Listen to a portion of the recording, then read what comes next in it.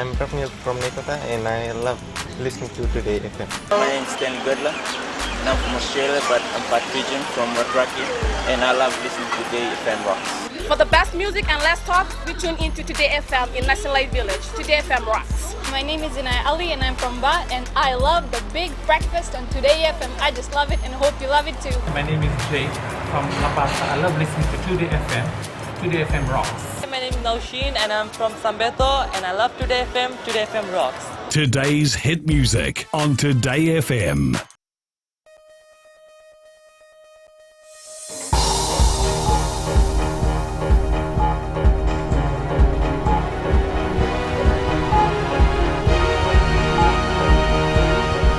Good evening, I'm Jackie Spate and this is FBC News. Tonight, Tertiary Scholarship and Loans Board Chief Executive Bobby Maharaj charged with abuse of office.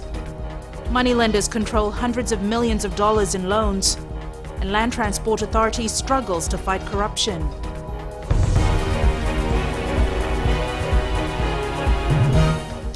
Tertiary Scholarship and Loans Board Chief Executive Bobby Maharaj appeared in the Suva Magistrates Court this afternoon, charged with one count of abuse of office. It's alleged Maharaj, while working at the Fiji Commerce Commission, abused his authority and directed an employee to fill in false information without conducting an inspection of a trader. The trader was then allegedly issued only a verbal warning for breaches under the Commerce Commission decree.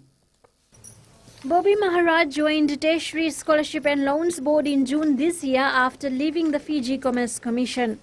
Charges against Maharaj were not read in court as his lawyer Vinesh Reddy didn't want details released to the media. Maharaj asked for name suppression through his legal counsel, arguing that he is still the chief executive officer of a government institute. Reddy submitted that students have a lot of faith in TSLB for scholarships and loans, and knowing that the person who is running the institute is in court will lead to a loss of confidence. Reddy also claimed that his client's reputation will be tarnished if his identity is not protected, and questioned why the media has been allowed to cover the case. Fiji Independent Commission Against Corruption prosecutor Rashmi Aslam told court that FICAC is not responsible for anything that happens outside of court. Even government ministers aren't given name suppression, even though they are in higher positions than Maharaj. Magistrate Chochi Bosiwanga ruled out that Maharaj cannot be given name suppression because under the jurisdiction, name suppression is only given in sexual offences such as rape in order to protect the identity of the victim. Magistrate ruled out that no special treatment will be given to Maharaj as famous rugby players and government ministers also do not get name suppression. Maharaj must surrender his passport and report to FICAC in Suva once a month. The case has been adjourned to November 10th. Sharin Shivan, FBC News. Consumer and small business loans stand at around $662.6 million as of August this year. This was revealed by Permanent Secretary for Industry and Trade Shaheen Ali at the Consumer Credit Act Review Workshop in Suva today. A report from the Reserve Bank of Fiji reveals an increasing number of people turning away from licensed banks and lending institutions to get loans. However, the most worrying trend from the Ministry's point of view, which has been witnessed, is the increasing use of the informal sector for credit. According to Pacific Financial Inclusion Program, which are our partners, approximately 75% of credit in Fiji is provided through informal sources, such as money lenders. And this segment of the financial sector is unregulated. Ali says this represents a large portion of the credit market, and laws need to be in place to protect the interest of consumers. The revised legal framework should introduce responsible lending standards where the credit provider makes reasonable inquiries about consumers' financial situation, their requirements and their objectives. Chief Economist Sekope Tamanito Kula says the Consumer Act should be discussed thoroughly to assist all Fijians. We will have an opportunity to scrutinize a draft bill in November, and this is the first of a series of workshops. The workshop will help modernize consumer credit laws and enact further protections given the changing dynamics. Various businesses and credit institutions are expected to take a comprehensive review of the Consumer Credit Act. Ali Kimbia, FBC News. People won't have to wait in long queues at the Fiji National Provident offices, which moves to decentralized services. Chief Operating Officer Chochi Koroi has told the Parliamentary Standing Committee on Social Affairs new initiatives are on the way. Rachel Nath with the report.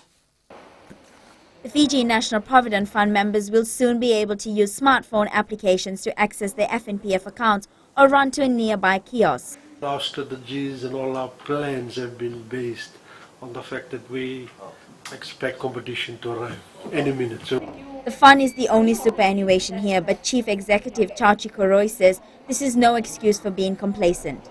For investment, we'll continue on the diversification and growth path, which we're beginning to see some benefits in terms of the returns.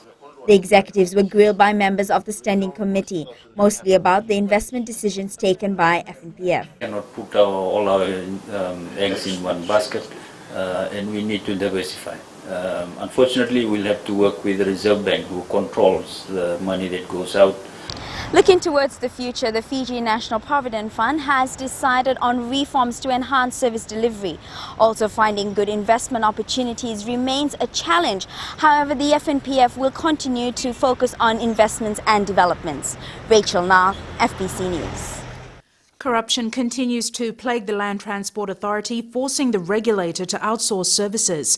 Mechanical engineer John MacArthur appeared before the Parliamentary Standing Committee on Social Affairs today. Sainiani Boyla has more. Land Transport Authority is tightening loopholes which allow for dishonest practices and compromised services.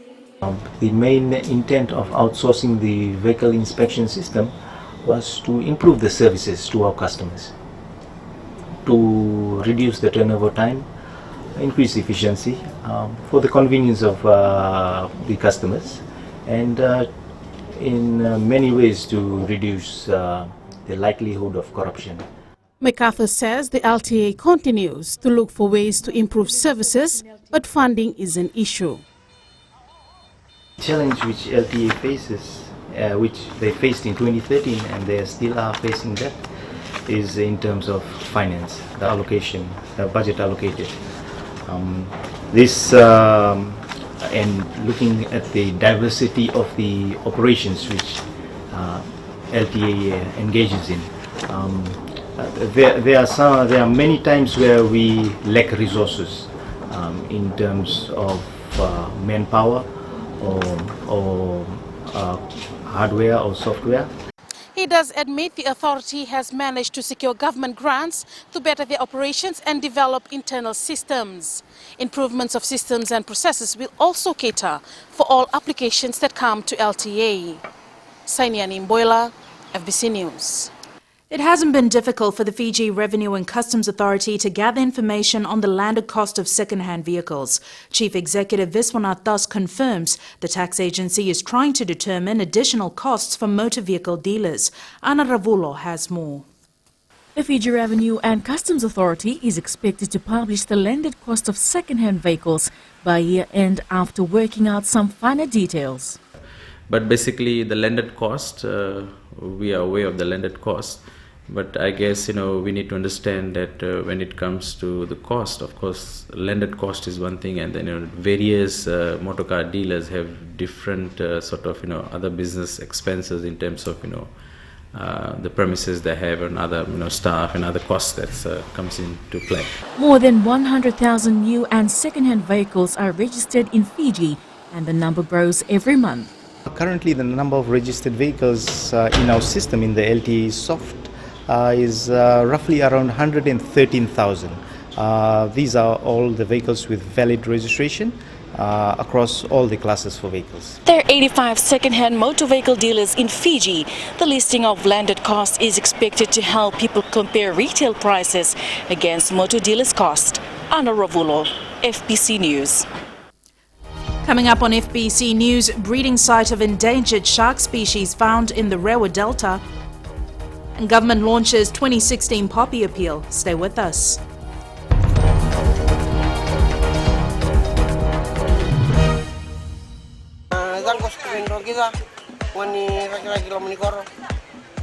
daw binakabiyaw na ba ang mga Bula FM. Niron daw bingkarabi o benhilo po viroro ozo. Na Bula FM naman doon na sir. Yung Bula bina ang mga peli untuk talitin na parang Bula FM na po. Nambang doon din nga ng Bula FM na usur. Bula FM nambang doon sir. Bula siya puni ba ulang basa na ko bila merikibi Bula FM nambang doon na sir. Talita itu nga lamas. Bula FM nambang 2 and sir.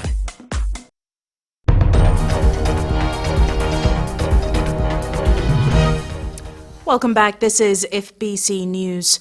A nursing ground for scalloped hammerhead sharks has been discovered at the Rewa Delta. The University of the South Pacific research team, which made the discovery, wants the site protected by law because the sharks are listed as an endangered species. Grace Narayan files this report. The scalloped hammerhead sharks were the subject of a 2-year survey conducted by Kelly Brown for his master's program. The research came about from out of personal interest because I've always heard that fishermen out here in Lauderdale Bay are always catching juvenile or baby hammerhead sharks. So I wanted to find out if it was an actual nursery area for these species. This is the site where the villagers of Nasilai first discovered the hammerhead sharks. Sharks are considered as the most vulnerable species. The findings were intriguing enough for USP School of Marine Studies Professor Ciro Rico to conduct a more extensive research into the possibility of the sharks breeding in the Rewa Delta. From the Rewa Delta and the Rewa River have known that sharks enter the river and the delta for many years before. So we knew from local ecological knowledge that that was a possibility. Government officials were also in the loop from day one with the intention of protecting this breeding site. When they knew that we have completed the field survey, as you know, they requested us to produce a confidential report for them to use it as an argument to pass an act in Parliament for the protection of the area. The scalloped hammerhead sharks are on the global list of endangered species. The Rewa Delta may be one of very few sites where these sharks breed. If not protected, they could become extinct. Grace Narayan, FBC News. The sacrifice and commitment of our forefathers who served in the First and Second World War should be included in Fiji's education curriculum. At the launch of the 2016 Poppy Appeal, the Ex-Servicemen's Association says we can never allow ourselves to forget those men who paid the ultimate price for our freedom and way of life. Savaira Tambua has more. Wearing a poppy symbolizes Fiji's ongoing recognition of the priceless sacrifice made by our forefathers. Ex-Servicemen's Association President Ratupeni Bolobola says it's important for young Fijians to know the history of that sacrifice. The school kids should be targeted so that they can become aware at a very young age why they are living such a free life now, the good environment, peaceful environment. People should be informed that without them we will be nowhere today. Support what the president of the Ex-Servicemen's Association says, because children nowadays don't even know the history of our forefathers who took part in the world wars. Launching the Poppy Appeal, Defense Minister Ratuinoke Kumbombola encouraged all Fijians to take part in this worthy cause and wear a poppy to remember the fallen ex-servicemen and honor those who are still with us. Whilst the government is playing its part in contributing to the overall nation building through the various programs that has benefited our ex-service personnel, I urge all of us to contribute to the overall effort by supporting this Poppy Appeal. The poppy's distinctly red flower has become a symbol the world remembers as the blood, sweat and tears shed by our fallen forefathers in the 2 world wars. Sabaira Tambua, FBC News. President Major General retired Chiochi Konrote has commended the work of Fiji's diplomatic mission in Seoul to boost ties between Fiji and South Korea. The President and First Lady were chief guests at a Fiji Day luncheon yesterday. In his address to friends and business associates, President Konrote spoke about the relation between Fiji and Korea. Your contribution to Fiji's economy is most appreciated as it complements our two countries' diplomatic relations, which was established about 45 years ago, just 1 year after Fiji became an independent and sovereign nation in 1970. The President is en route to the United Kingdom to meet with Queen Elizabeth II and will later visit Fijian peacekeeping troops stationed in the Middle East. A family in Nandawa, Nasinu is in danger of losing its home due to construction work by a neighbour. Several complaints have been lodged with the Nasinu Town Council, but as Kelly Varvala reports, the house seems to be in breach of municipal boundaries. This is what the Singh family wakes up to every day, concerned their home might collapse one day. Ashwini Devi claims construction in the neighbouring property has led to this situation. He said to break that part of the house, then I can build the retaining wall, but it is in our pay, so we told him that we weren't going to break that part of the house. Because already it's in the peg, and we also called the surveyor, and he said our house is in the peg. The Singh family has been living here in Nandawa for 56 years and they feel threatened with the comments that has been made to them. They said they will have nowhere else to go if their house is ruined. The neighbour in question, Rizal Hanif, has told FBC News all his paperwork submitted to the Nasinu Town Council is in order and he's working within his own property. He told us to sell our home, otherwise he will demolish it. I said no, we will not sell our home because we have nowhere else to go. Plus we've been living here for so long. However, the Nasinu Town Council's investigation has found the Singh family home is in breach of the council's codes. The neighbour, that is Lot 11, has carried out some development works on his boundary, and the complainant, which is on Lot 10, that property is sitting on the boundary.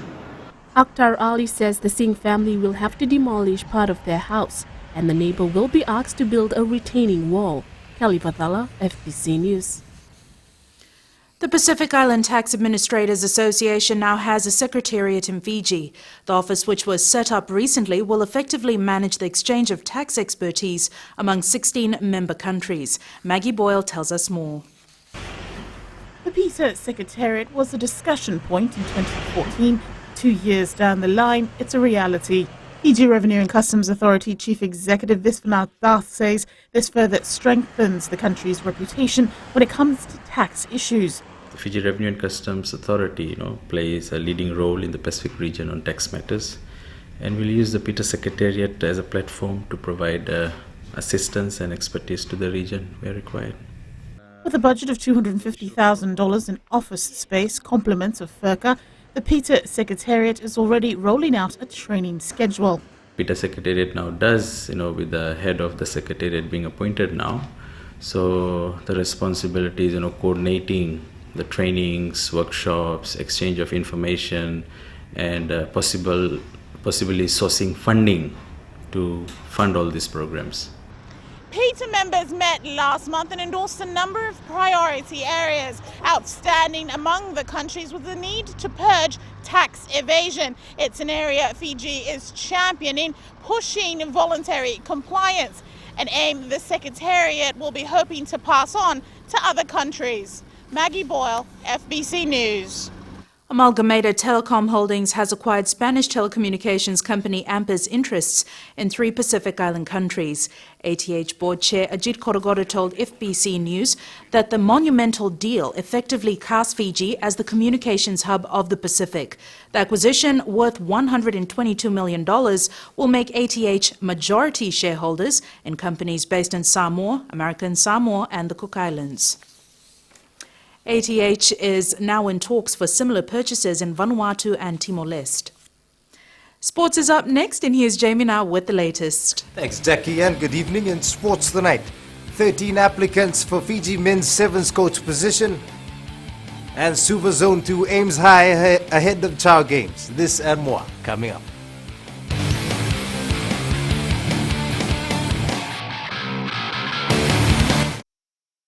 मैं जुगेन नंबिलो तालिब से radio Fiji 2 24 घंटे मेरे साथ साथ रहता है। हम मंगेरी ताउका के ललेश है, हमारे दिल में और दिमाग में खाली रेडियो फीजी 2 है और सभी भाइयों से आग्रह करते हैं कि रेडियो फीजी 2 सुनना चाहिए। मेरा नाम अभिनेश है, मैं निंदी का रहने वाला हूँ। मैं सभी समय रेडियो फीजी 2 सुनता हूँ क्योंकि उसमें आईना प्रोग्राम रहता है। हाय, मैं उमेश नसासा नाबुआ से। मैं जब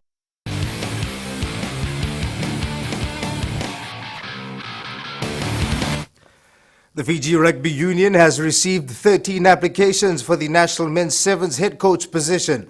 In a press statement today, the FRU confirms it's in the process of selecting the new sevens coach. The FRU board will soon proceed to shortlisting and conducting interviews. Chief Executive John O'Connor won't reveal much except to say that work is underway to find Ben Ryan's successor. The board is handling the shortlisting of the coaches and everything. The team is already undergone fitness test. Mahogany has been taking the team, assisted by Ropat. In terms of the process, like I said, there's a media release on the process for the selection of the coach. Meanwhile, 17 people have applied to coach the women's team. The Fiji Rugby Union will host its first Oceania Sevens Championship next month. All Pacific rivals will be in action, including Australia, which will be the strongest contender in the women's category. However, there is one top team who has opted out of the tournament. Meli Tavanga has the details. I think after discussions with New Zealand, I think they're not sending a team. But we are excited that the other teams are there. Tonga, Samoa. I think it's a really good build-up and prep for the team, especially after the Olympic and playing in your home crowd. There's no. It's a great honor to playing in our mainland because to show the Fiji that women still have the talent to play rugby. The tournament that leads on to Dubai, and I know in view of our teams there could be a lot of new players, and it will be a good tournament to experience. The Oceania Rugby Sevens Championship also serves as a qualifier for non-core HSBC Sevens men's team into the Wellington, Sydney and Hong Kong legs of the 2017 Sevens Series. Meli Tabanga, FBC Sports. Lambasa town is expected to be painted red and white to celebrate the victory of the Lambasa football team that won the Courts Inter-District Championship. Lambasa Football President Rayaz Khan says a march along with floats will go through the town to Ciprel Park on Saturday. Celebrations will start at 1 p.m. The players part of the victorious Lambasa team will receive gift hampers and prize money at the ceremony. 10 schools competed at the Suva Zone 2 meet at the ANZ Stadium this afternoon. This meet was to decide which athletes will represent Suva Zone 2 in the 2016 Child Games to be held next month. Meli Tavanga has more. Hundreds of students, parents and supporters cheered on their athletes in the Suva Zone 2 athletics meet this afternoon. The meet is themed "It never gets easier, you just get better." I'd like to thank God Almighty for the fine weather. We have been blessed today. As you all know that the weather last 2 days was not favorable for us. And that's why the children came up in numbers. Manager Tim Maloney says schools have been highly competitive. I believe because at first the Ministry of Education did not allow us to take part during the midweek.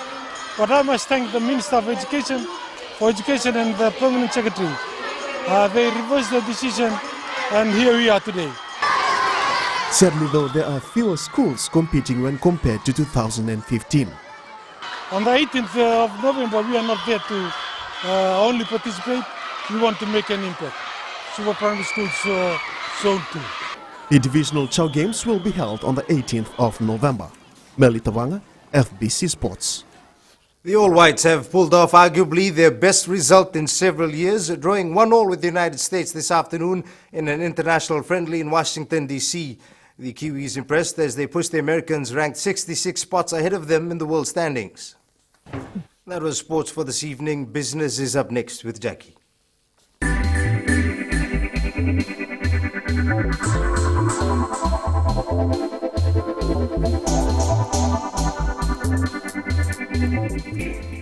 Major restructure and reforms have been announced for the mahogany industry to protect resources and maximize efficiency.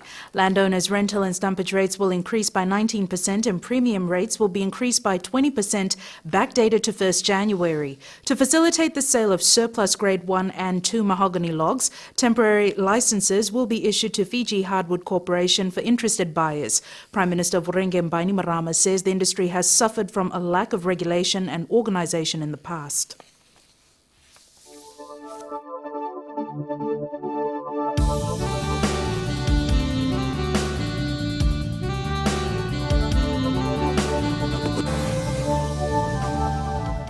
Conditions were mainly sunny and warm across most areas of Fiji today. Looking at the temperatures, Lambasa and Ba were the warmest centres at 31 degrees, while Lautoka was the coolest at 26. Tomorrow looks much like today, accompanied by a few showers. And the further outlook, we're looking on to Friday. The north can expect brief showers, while the east and other areas are forecast to be dry. At sea, east to northeast winds 10 to 15 knots, moderate seas. And recapping the main stories for tonight, Tertiary Scholarship and Loans Board Chief Executive Bobby Maharaj in court. Money lenders control hundreds of millions of dollars in loans, and Land Transport Authority struggles to fight corruption. For these stories and others, you can tune in daily to our sister radio station Gold FM. This week's poll question, we are asking, are we prepared for the upcoming cyclone season? To answer, visit our FBC website. Send us newsworthy pictures and videos on email citizenseyes@fbc.com.fj or share it with us via Facebook page FBC News. And if you're on Twitter, follow and tweet us your news tips at FBC_news or simply hashtag FBC News. You've been watching FBC News. I'm Jackie Spate. Good night.